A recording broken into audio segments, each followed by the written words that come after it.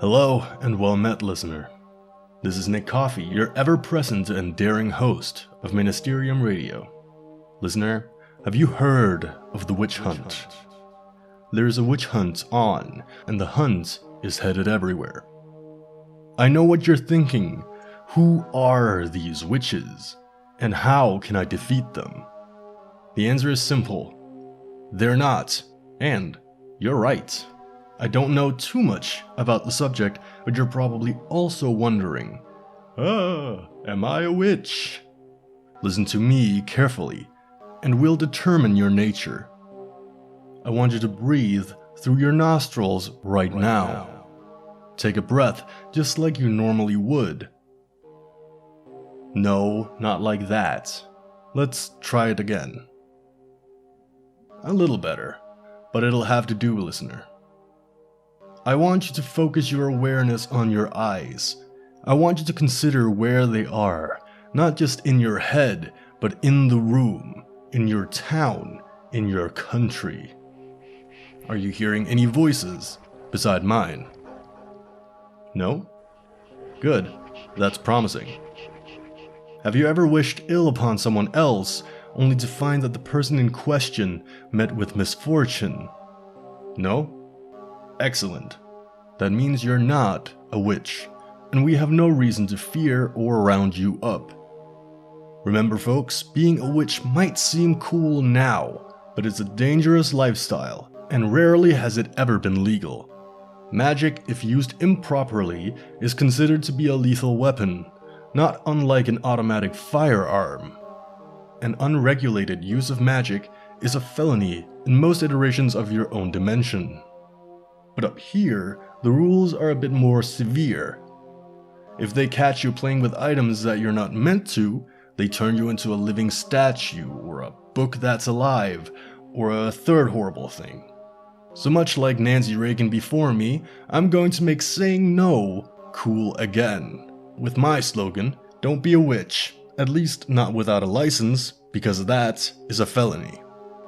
There. Youth converted. Moving on, we have a contribution from a bell maker, one Quentin Gulo. I have been making bells since I was a young boy. My father, Carlo Gulo, was also a bell maker. He was skilled beyond his years even when he was old and gray, and he taught me all that I know about bells and how they work. The way a bell works is that the clapper, the dangly bit inside the bell, strikes the inner walls of the bell itself. This creates vibrations, and as the whole bell moves back and forth, it pushes air molecules around it, creating sound waves. These sound waves are described as pitch, or as I like to call it, frequency. You've probably heard the word hertz more than once or twice. A single hertz is the unit used to describe the amount of waves in a frequency that passes every 1 minute. Higher pitched noises, like that of a soprano singer, have more waves passing than a deep, droning noise. This in part has fascinated me for years now. Frequency.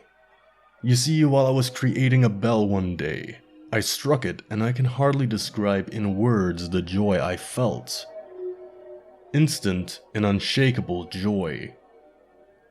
As the pitch faded, I knew that this bell was special. That it was the right bell for me. I coveted it, dearly. Even as the years went by, that small bell would sit at my side on the counter. Not for sale, I'd often say, and I'd say it happily. I suspect that through the years I must have grown careless, uncautious. One day I was wrung out of my peaceful routine as a small child whom I had hardly noticed enter with his dear mother dropped my prized bell on the floor. This was not a cowbell. Rather, it was an especially delicate bell. For this reason, he must have been drawn to it.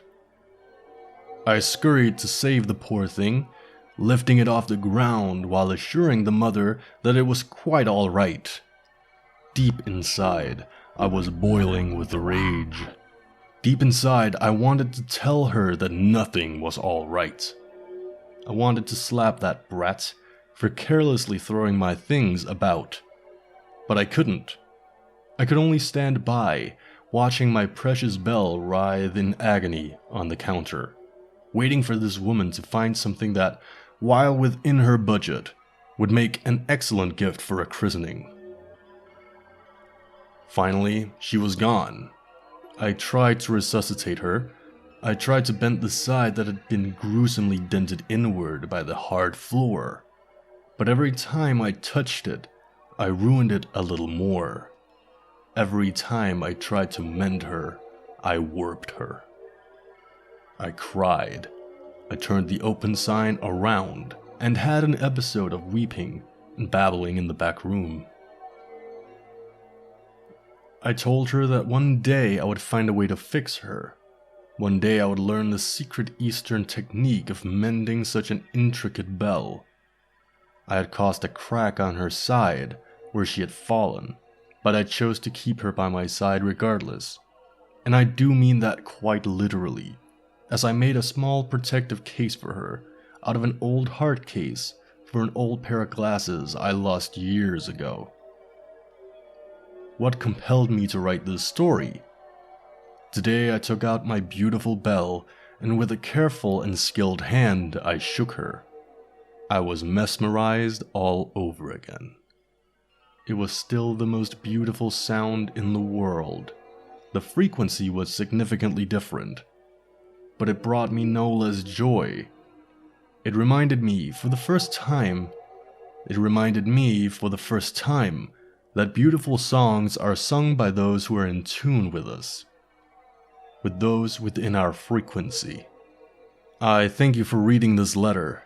I don't particularly care for Mr. Coffee's vulgar and disturbed personality, but I thoroughly enjoy the efficient and clean appearances of Coda. Vulgar and disturbed? Am I really vulgar and disturbed? Is me a vulgar and disturbing thing? You know, if so, call me very vulgar and very disturbing. Being you is important, even when bell makers and scared TV show hosts hiding inside the wall think you're crude and deathly terrifying. I think that's about the time we have for tonight, listener.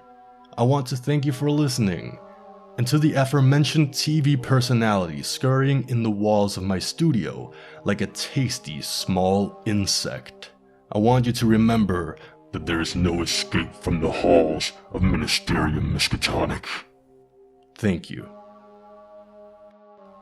Thank you for listening to another episode of Ministerium Miskatonic Radio. If you have a story you'd like us to read on the show, you can go ahead and contact us with the email in the description. And if you haven't already, go ahead and punch all those buttons below this video to be notified of future videos. That's all for now. Thank you.